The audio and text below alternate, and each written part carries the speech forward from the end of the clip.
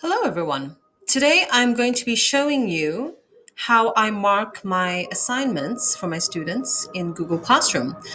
Some teachers mark on their phones and others mark on their computers. And so what's going to happen is when you click on an assignment that your student has turned in, it will open up in another tab. What you need to do is find this open with tab here that's going to open up, and whatever apps you have that you've downloaded into your Google Drive will actually pitch up for you. And I'm going to show you how I mark mine in Google Docs. So you click on that, it will actually open up in another tab, and you'll see your student's lesson.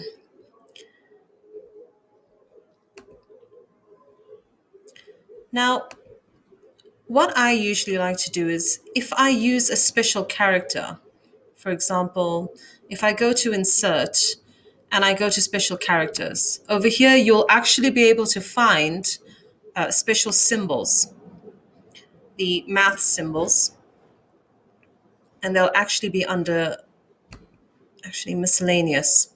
And you'll be able to find the correct sign, your check mark, and a ballot mark that you could use to mark something wrong.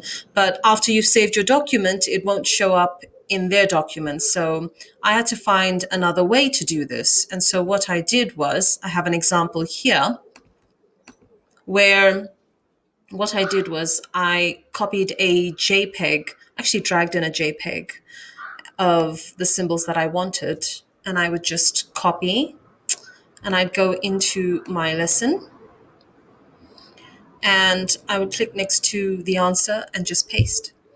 And this is what I have been doing to mark my assignments. And when something is incorrect, for example, I would paste in the ballot mark in red, and I would actually make leave a short comment on what the problem was, leave a correction.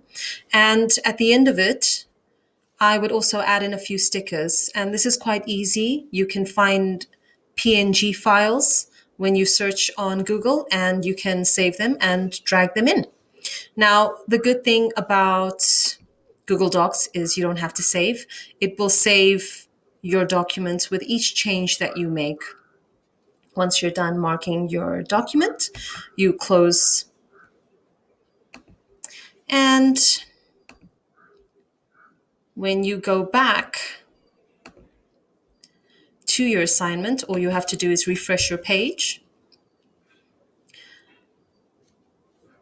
and you will be able to see everything that you've done in your student's document. And what I'd usually do now is I'd add my mark, whatever that may be, and I would add a private comment. If you see here, there are actually some that you can save. You can add it to the bank here. You can add comments and then use them as well if you don't want to spend time typing them out. And then you post that. And when you're happy with all of this, all you have to do is, you can see here next to the return button that it gives you the choice to return a single submission or multiple, depending on how many they are that you've assigned to this particular assignment. And you just press return. And your student will get the notification in their email that you've left them their grade, and they'll be able to see what you've left them. And it's that easy. You want to go to your next student, you just click on this drop down here and you'll be able to see the rest of them.